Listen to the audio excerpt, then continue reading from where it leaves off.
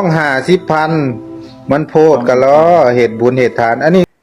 มีโยมต้องการอยากจะให้เว้าประเด็นเรื่องหลวงพ่อสององค์เงิน50,000ที่จริงกะว่าสิอยู่เงียบๆเนาะเพราะว่าเรื่องเล่ามันก็จบไปแล้วกะในเมื่อเรียกร้องต้องการมา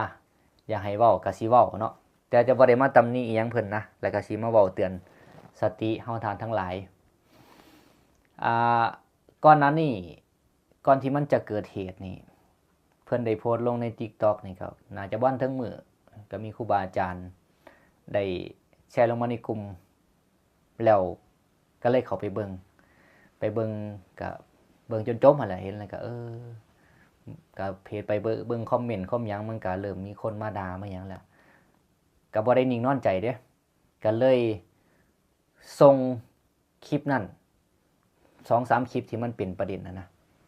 ส่งอยู่3คลิปเนาะที่มันเป็นประเด็นที่มันบ่เหมาะสมมาแล้วก็ส่งไปให้พระอาจารย์ใหญ่แก้วอุดรโชติธรรมโมเพิ่นเบิ่งเพิ่นก็พิจารณาเบิ่งเพิ่นก็หลวงพ่อนี่บ่แม่นอยู่เมืองไซบุรีบ่ว่าซั่นนะก็เลยว่าคันอยู่เมืองไซบุรีก็คันซั่นก็ส่งหาพระอาจารย์ผู้เงินให้เพิ่นเบิ่งเพราะว่าเพิ่นอยู่เมืองไซบุรีเพิ่นก็ปกครองหยังอยู่ในเมืองไซบุรีนะรับผิดชอบนี่นะก็ซอยเบิ่งนำกันนะแต่พระอาจารย์ผู้เงินเพิ่นก็เบิ่งซื่อๆกับบ่ได้ตอบอีหยังมาว่าที่นี่ประเด็นมันก็เกิดประเด็นขึ้นเรื่อยๆกับแพร่เป็นวงกว้างทั้งเพจดังอีหยังต่างๆคนก็ด่ากันเป็นวงกว้างแต่พระอาจารย์ใหญ่แก้วอุดรเพิ่นก็บ่ได้นิ่งนอนใจเนาะครูบาอาจารย์ผู้หลักผู้ใหญ่ที่เพิ่นรับผิดชอบเพราะว่าเหตุเพิ่นไปเว้าอยู่บ้านคำศรีดาก็อยู่เมืองจำพรพระอาจารย์เพิ่นก็เอิ้นไปอบรมแล้วเพิ่นก็ได้โพสต์ลงก็ตามที่เพิ่นโพสต์ลงนี่แหละเพิ่นก็ได้เอิ้นไปอบรมตักเตือนอีหยังนั่นนี่แล้วหลวงพ่อสององค์เพิ่นก็รับรู้รับทราบแล้วก็รับความผิดแล้วเพิ่นก็ได้ขอโทษต่อสังคมต่อญาติโยมต่อครูบาอาจารย์แล้วอันนี้เฮาท่านทั้งหลายก็บ่ควรที่จะยังไปตามจิกตามด่าตามประจานหยังเพิ่นเด้เพราะว่าคนถ้าว่าเฮ็ดผิดแล้วยอมรับผิดเฮาควรจะให้อภัยแล้วความผิดนี่ก็บ่แม่นว่าผิดซ้ำๆซักๆก็ถือว่าเป็นความผิดครั้งทำอิฐของเพิ่นนั่นแหละเพิ่นก็ยอมรับว่าก็บ่คิดว่ามันจะเป็นประเด็นหยังขนาดนี้แต่ถ้าเพิ่นได้ยอมรับผิดสำนึกผิดแล้วบ่เฮ็ดอีกตั้งใจประพฤติปฏิบัติดีใหม่เฮาก็ควรให้อภัยแต่ถ้าหากว่าเพิ่นยังเฮ็ดอีกซ้ำๆซักๆบ่ฮู้จักสำนึกผิดแล้วก็เป็นคนว่ายากสอนยากเฮาก็ว่าตามเรื่องราวตามสถานการณ์ไปแล้วพอเพิ่นก็ถามว่าสมควรจะให้ซิกบ่ บ่แม่นเรื่องราวที่ทำให้เพิ่นขาดจากความเป็นพระเนาะบ่แม่นเรื่องราวที่ทำให้ขาดจากความเป็นพระสิ่งที่ทำให้ขาดจากความเป็นพระมี1เสพเมถุนกับแม่ออกหรือว่ากับสัตว์เดรัจฉานหรือว่ากับผู้ชายโดยกันทั้งทวารหนักหรือว่ากับกระเทยกับอีหยังต่างๆเป็นชื่อว่าเสพเมถุนเนาะ2ลักทรัพย์ถ้าตีราคาเป็นตัวเลขกลมๆซ้ำ 3,000 บาทขึ้นไปนี่บ่ต้องสงสัยเนาะถ้ามีเจตนารัก3ขามนุษย์ให้ตาย4อวดอุตริมนุสธรรมธรรมที่บ่มีในตนอย่างเช่นเจ้าของบ่ได้สมาธิก็ว่าได้สมาธิบ่ได้ฌานก็ว่าได้ฌานบ่ได้บรรลุธรรมก็ว่าได้บรรลุธรรมอวดเพื่ออยากให้ญาติโยมเคารพเลื่อมใส4ข้อนี้ทำให้ขาดจากความเป็นพระแล้วถามว่าอาบัตินี่บ่ได้ถึงขั้นจากความเป็นพระเป็นอาบัติเล็กๆน้อยๆแต่มันก็เป็นประเด็นสังคมในวงกว้างก็จริงแต่ว่าเพิ่นก็ได้สำนึกผิดแล้วถามว่าสร้างความเสื่อมเสียบ่ก็แน่นอนก็สร้างความเสื่อมเสียนั่นแหละแต่ว่าก็บ่ได้ถึงขั้นว่าชาติแต่เขาเป็นพระก็ให้อภัยเพิ่นคันยังเฮ็ดอีกเฮาก็จังค่อยว่าตามแล้วก็เป็นหน้าที่ของครูบาอาจารย์เพิ่นจะพิจารณาตามสมควรดอกเนาะก็ต้องเฮาต้องเบิ่งพฤติกรรมของเพิ่นหลังจากเกิดเหตุนี้ว่าเพิ่นยังเฮ็ดอีกบ่หั่นนะแล้วก็เตือนสติทานทั้งหลายที่พากันด่าเพื่อความสะใจหรือว่าเอาไปประจานบ่ฮู้ว่าเจตนาดีหรือเจตนาให้ทำให้เสื่อมเสียหรือว่าอีหยังก็ตามเนาะเฮาต้องถามใจเฮาได้ว่าเฮาหวังดีแก่ศาสนาจริงๆบ่เฮาเมตตาจริงๆบ่หรือว่าเฮาแค่ต้องการอยากสนองโทสะ ด่าเพื่อความสะใจของเฮาหรือว่าเฮาเป็นห่วงศาสนาจริงๆคันเฮาเป็นห่วงศาสนาจริงๆแล้วเฮาจะใช้วิธีใดมีวิธีใดที่บ่สร้างความเสื่อมเสียแก่ศาสนาหรือทำให้คนเสื่อมศรัทธาไปมากกว่านี้เฮาต้องถามใจเฮาเด้ในฐานะที่ว่าเฮาเป็นชาวพุทธนะอันนี้ญาติโยมทั้งหลายต้องถามใจเจ้าของเด้ว่าเจ้าของอันนับถือพุทธศาสนาแท้บ่และหวังดีแก่พระศาสนาแท้บ่แล้วเฮาสิใช้วิธีใดนะเอ้าเพิ่นเฮ็ดผิดสมควรด่าหนูเขาหน่อยถ้าจะเว้าตามหลักธรรมแล้วเนาะไผก็ตามที่เฮ็ดผิดก็เป็นความผิดของเขาแล้วขึ้นชื่อว่าการด่าด้วยโทสะหรือว่าด้วยความคิดบ่ดีล้วนเป็นบาปทั้งนั้นแล้วถามว่าทานทั้งหลายยังอยากจะเอาบาปมาใส่ตัวเฮาเองบ่หรือว่าจังใดเขาเฮ็ดบาปเป็นบาปของเขาแล้วเฮาอยากจะเอาบาปนั้นมาใส่ตัวเฮาบ่ขึ้นชื่อว่าการด่าด้วยโทสะใส่คำหยาบเนาะบ่ว่าจะกับคนกับสัตว์เดรัจฉานกับผู้ทุศีลหรือกับภิกขุผู้ทุศีลล้วนเป็นบาปทั้งนั้นบาปแก่เฮาเองหั่นแหละโทษแก่เฮาเองทานยังอยากจะบาปบ่แล้วก็โทษของโทสะเนาะโดยตรงส่งผลนรกอยู่แล้วพ้นจากนั้นเศษกรรมให้ผลจะได้ยินแต่ถ้อยคำที่บ่ม่วนหูได้ยินแต่คำหยาบเช่นกันแล้วที่ท่านทั้งหลายพิมพ์ปาไว้นะในโลกโซเชียลนะผ่านไป10ปี20ปีขาบ่ลบมันยังอยู่คือเก่าเด้มันก็จะเป็นตาประทับแนวบ่ดีคำเว้าบ่ดีของเฮาสั่งสมไปเรื่อยๆยิ่งด่าหลายมันก็สั่งสมไปหลายๆแต่เกิดว่ามื้อใดมื้อหนึงผ่านไป10ปี20ปีมาเห็นทานทั้งหลายยังจะภูมิใจกับคำด่าของเจ้าของอยู่บ่หรือว่าจังไดหรือว่าลูกหลานของท่านทั้งหลายมาเห็นเขาจะภูมิใจโอ้พ่อแม่เฮาด่าเก่งเนาะใส่คำหยาบแบบเจ็บแสบอีหลีจังซี่อันนี้ก็ท่านทั้งหลายก็ลองคิดเบิ่งเนาะเพิ่นกับบ่ทันได้ถึงขั้นจากความเป็นพระแล้วถ้าจะเว้าอีหลีเนาะความผิดของเพิ่นน่ะเปิดเผยแล้วเพิ่นก็รับรู้รับทราบแล้วอาตมาว่ายังไข้กว่าผู้ที่ต้องอาบัติปาราชิกแล้วยังฝืนอยู่แล้วก็ทำท่าเป็นผู้ปฏิบัติดีปฏิบัติชอบเป็นที่เคารพกราบไหว้ของญาติของโยมอยู่ทำบ่รู้สึกผิดทำเหมือนบ่รู้สึกผิดอีหยังเลยอันนั้นน่ะแห้งนักกว่าเพิ่น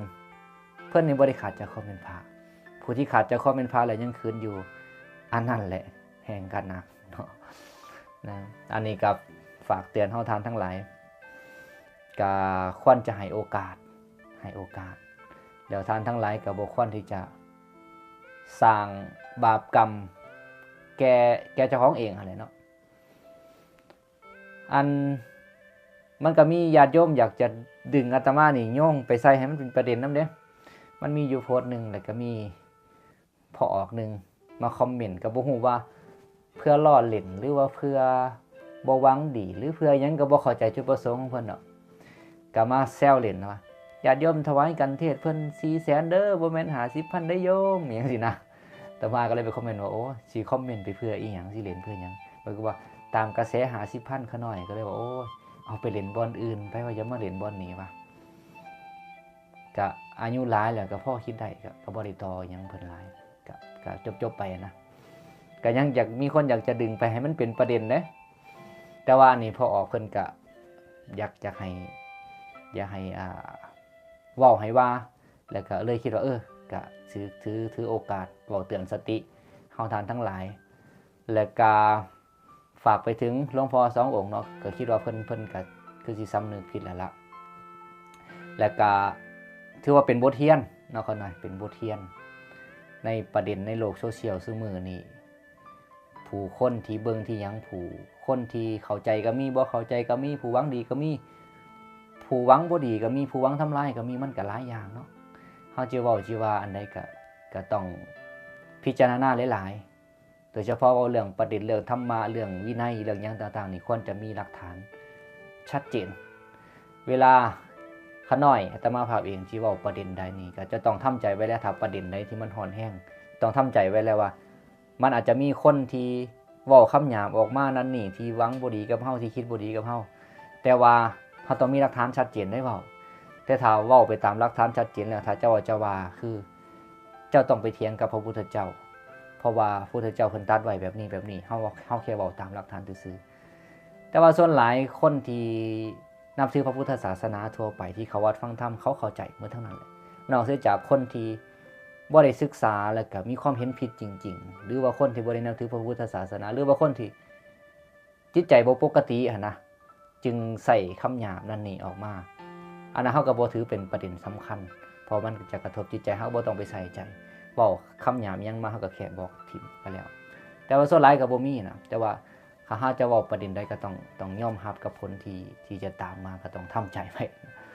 อันนี้ก็หวังว่าท่านทั้งสองก็คือสิบ่เฮ็ดอีกแล้วล่ะคือที่เป็นบทเรียนที่สำคัญและก็น่าจะจำไปตลอดและก็เฮาทานทั้งหลายเนาะผู้ที่ไปด่าเพิ่นผู้ที่คิดบ่ดีกับเพิ่นนะผู้ที่แบบเฮ็ดคือเพิ่นบ่แม่นพระนะถ้าหากว่าเพิ่นบ่เฮ็ดอีกตั้งใจประพฤติปฏิบัติจนถึงขั้นว่าเป็นพระอริยบุคคลพระโสดาบันสกิทาอนาคาพระอรหันต์เป็นผู้ปฏิบัติดีปฏิบัติชอบท่านทั้งหลายจะเสียใจในภายหลังเนี่ยในครั้งพุทธกาลนี่มีหลายองค์ที่เป็นพระหัวดื้อเฮ็ดผิดแล้วผิดอีกแต่ว่าสุดท้ายตั้งใจประพฤติปฏิบัติก็ได้บรรลุเป็นพระอรหันต์ก็มีทั้งหลายองค์อันนี้เพิ่นกับเป็นความผิดครั้งทำอิฐบ่แม่นผิดทำซ้ำซักๆกะขอให้ท่านทั้งหลายจงระมัดระวังเนาะแล้วก็ประเด็นนี้ก็ควรจะจบได้แล้วเพราะว่าเพิ่นก็รับรู้รับทราบแล้วก็ยอมรับผิดอิหยังได้แล้วก็บ่ควรที่จะเอามาลงเพื่อเอายอดไลค์เพื่อเอากระแสเพื่อเอามันเอาอีหยังหรือประจานหรืออีหยังต่าง